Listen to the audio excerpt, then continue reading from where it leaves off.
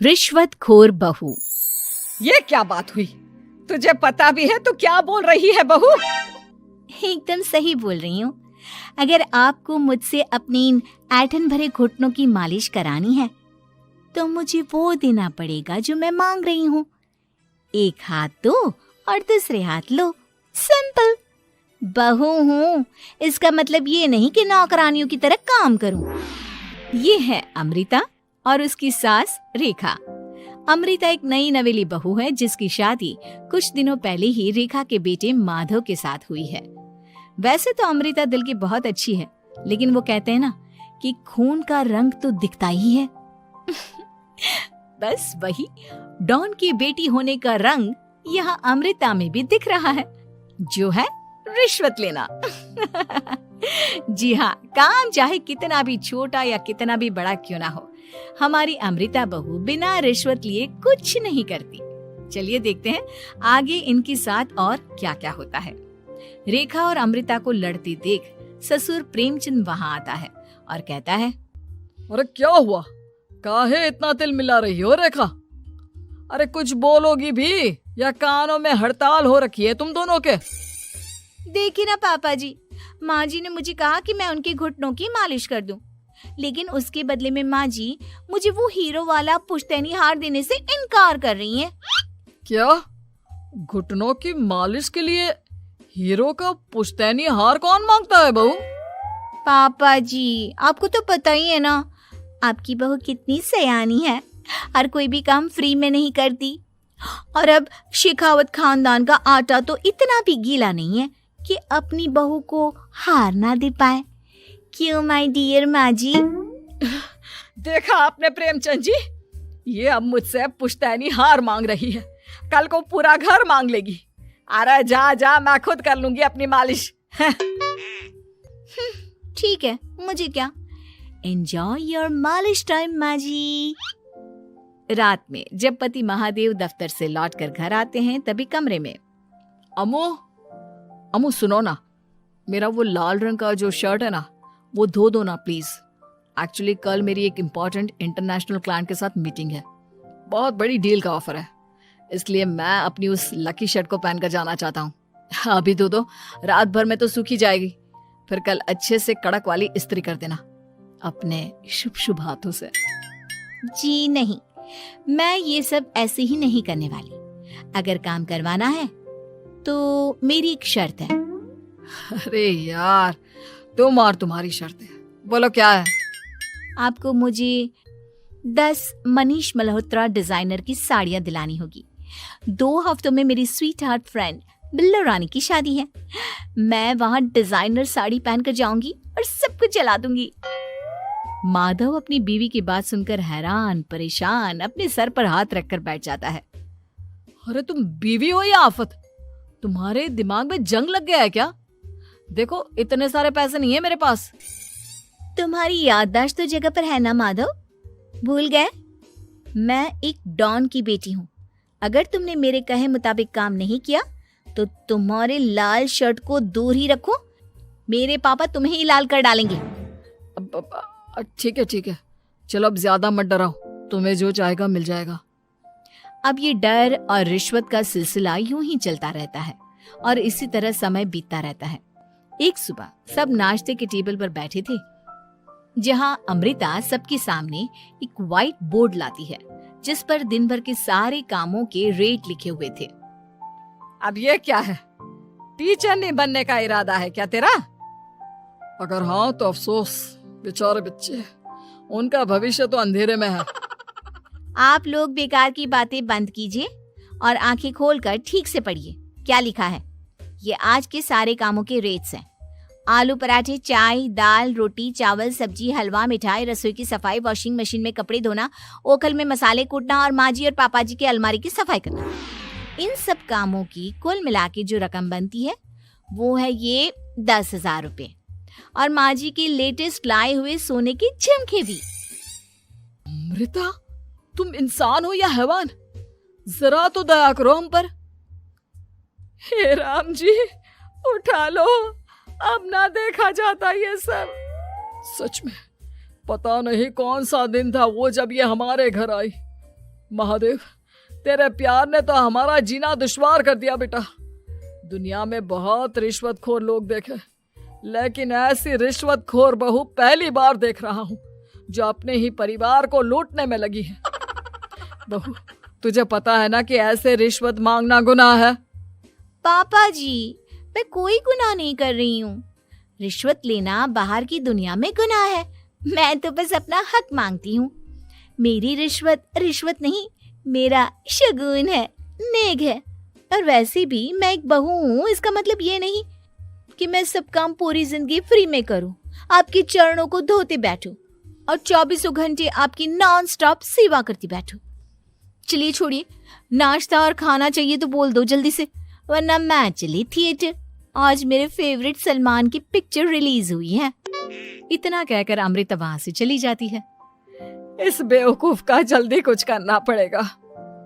कुछ दिनों बाद घर में पूजा रखी थी और पूजा में 11 पंडितों का खाना बनाने के लिए कहा जाता है, वो भी नई बहू के हाथों से। देखो अमृता बहू, आज घर में पूजा है, 11 पंडितों को खाना खिलाना है। 56 भोग बना पाओगी? उन्होंने कहा है कि नई बहू के हाथों का खाना ही होना चाहिए, नहीं तो मैं रेखा को ही बोल देता हूँ।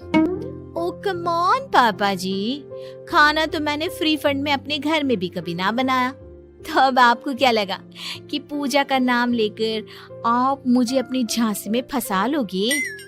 अरे कल मुही, बस अब बस, पहले सुन भी ले क्या कह रहे हैं हम। तुम्हें जितने पैसे चाहिए, जितने तोहफे चाहिए, सब ले लेना, बस पूजा पाठ में कोई बाधा नहीं आनी चाहिए। ओहो, ये हुई ना समझदारी वाली बात। ठीक है, अब आप लोग निश्चिंत रहिए, मैं ऐसा खाना बनाऊंगी कि उन 11 पंडितों की 11 पुश्तें भी मेरे खाने के स्वाद को याद रखेंगी। अमृता पंडितों के लिए खाना पकाती है और पूजा संपन्न होने के बाद उन्हें केले के पत्तों पर खाना परोसती भी है, जिस पर खाने का पहला निवाला खाते ही वो क्या भोजन है। हम इतनी जगहों पर जाते हैं, लेकिन इतना अच्छा स्वाद तो काफी मुश्किल से चखने मिलता है। रेखा जी, प्रेमचंद भाई साहब, आप लोग सच में भाग्यवान हो कि आपको इतनी सर्वगुण संपन्न बहू मिली है, जिसके हाथों में साक्षात माँ अन्नपूर्णा विराजती है। सर्वगुण संपन्न, सबको संपन्न कर देगी यह खूंखार औरत। कुंडली मार कर बैठ गई है मेरे बेचारे बेटे के जीवन में। एक मिनट, अरे ये बात मेरे इस बूढ़े दिमाग में पहले कैसे नहीं आई?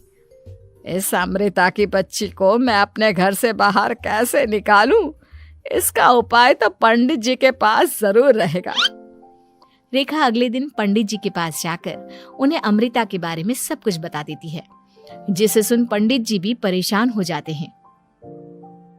अरे, ऐसी बहू तो 7 जन्मों में भी किसी को नसीब ना हो भगवान। देखिए रेखा जी, आपकी रिश्वतखोर बहू और आपके बेटे की कुंडलियों को जोड़कर देखा है मैंने, लेकिन इसमें तो यही बता रहे हैं कि ये आपके जीवन से कभी नहीं जाने वाली। इसलिए उससे सुधारने के लिए जल्दी आप लोगों को ही कुछ करना होगा, नहीं तो एक दिन वो आप लोगों को कंगाल करके ही दम लेगी। नहीं, ऐसा हरगिज नहीं होगा। मैं कुछ करूंगी, हाथ पे हाथ धरे नहीं बैठूंगी मैं। वहीं घर पर अमृता को ये पता चल जाता है कि उसकी सास रेखा पंडित जी के पास उसकी और महादेव की कुंडलियां लेकर गई थी, और इस पर जब रेखा घर लौटती है तब वाह माँ जी वाह, बहुत ही ज्यादा सयानी निकली आप तो। लेकिन मैं आपको एक बात बताना चाहती हूँ कि मेरी और महादेव की कुंडलियां जोड़कर पूजा पाठ और हवन करके भी कुछ नहीं मिलेगा, क्योंकि मैं ऐसी बला हूं जो आप सबकी जिंदगियों से अब कभी नहीं टलने वाली, फिर चाहे आप कितने भी टोटके हवन या उपाय कर लें। तो खुद को समझती क्या है रे बदतमीज, तुझसे बात करना तो दूर, मुझे तो तेरी शक्ल देखना भी नहीं पसंद। अब सास बहू के बीच एक अनकहा सा युद्ध छिड़ जाता है। दिन बीतने लगते हैं, लेकिन एक दिन अचानक रेखा की तबीयत हद से ज्यादा खराब हो जाती है और उसे सांस लेने में भी काफी दिक्कत और परेशानी महसूस होती है। जब उसे डॉक्टर के पास ले जाया जाता है तब डॉक्टर चेकअप करके कहते हैं, देखिए, मैंने सारे टेस्ट करके देख लिए हैं और रिपोर्ट्स को क्रॉस चेक करके ये पता चला है कि रेखा जी को गंभीर दिल की बीमारी है। उनके फेफड़ों में भी काफी सूजन आ गई है। उनका जल्द से जल्द ऑपरेशन करना होगा, वरना आई एम सॉरी टू से उन्हें बचाना मुश्किल हो जाएगा। ये खबर सुनकर प्रेमचंद और माधव दोनों हक्का बक्का रह जाते हैं। लेकिन डॉक्टर साहब, कितने पैसे लगेंगे ऑपरेशन के लिए?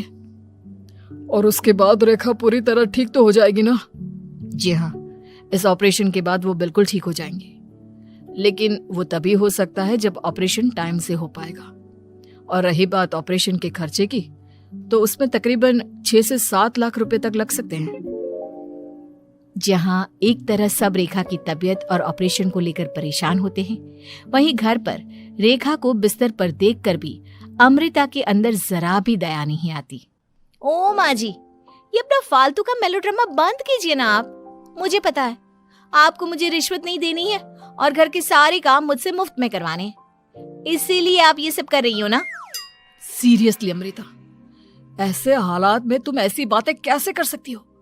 हम यहाँ परेशान हैं कि ऑपरेशन कैसे कराएंगे, बैंक में इतने पैसे भी नहीं है, और तुम माँ को ताने सुना रही हो। अरे अमृता बहू, मैं भला ढोंग क्यों करूंगी? हम 6 से 7 लाख का बंदोबस्त कैसे करेंगे? करेंगे पापा, कैसे भी करेंगे। अमृता, अगर कभी भी जिंदगी में तुमने मुझसे सच्चा प्यार किया है, एक पल के लिए भी सही, तो तुम्हें आज इस परिवार, इस घर की नींव, मेरी माँ को बचाना होगा। हमने अपना सब कुछ तुम्हें दे दिया है, अब तुम्हारी बारी है अपने किए का हिसाब चुकाने की। मुझे पता है तुम्हारे अंदर भी दिल है। अमृता बिना कुछ कहे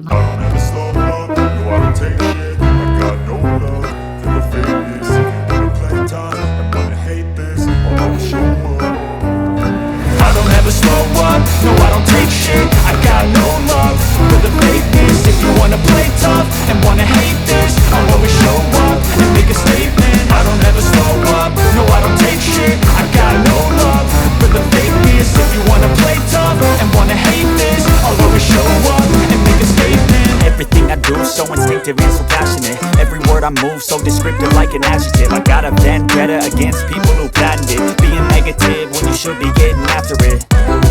I got facts over tracks, this and that. Spitting slow, speaking fast, I can roast, I can gas. Think I'm okay at last, but I don't know if that can erase all the past. And the pettiness, a reflection of the emptiness. Hilarious, you think you're worth my time, you're delirious. Mysterious, because you hide behind a fake exterior. Inferior, you know I'll always be a bit superior. Get off of me, this ain't no humble brag. I want you to hear words, you can say them back. I want you to...